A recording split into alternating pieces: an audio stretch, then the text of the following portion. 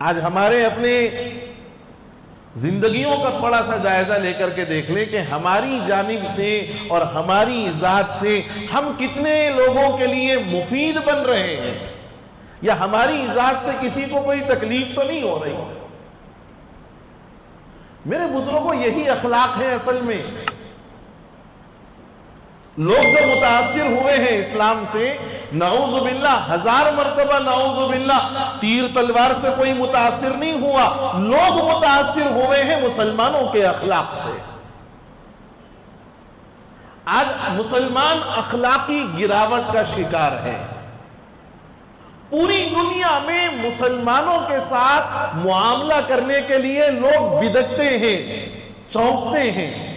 کیوں؟ اس لیے کہ مسلمان جھوٹ بولتا ہے، مسلمان وعدے کا پابند نہیں ہے، مسلمان اپنے اخلاق و کردار کے ذریعے سے اپنے اسلام کا صحیح پرچار نہیں کر پا رہا۔ ہمارا اسلام، ہمارا مذہب بڑا سچا، بڑا اچھا، بڑا بہترین، بڑا لاجواب، لیکن ہمارا کردار، ہمارا عمل اور ہماری زندگیاں اسلام کی تعلیمات کے مکمل خلاف ہوتی جا رہی ہیں۔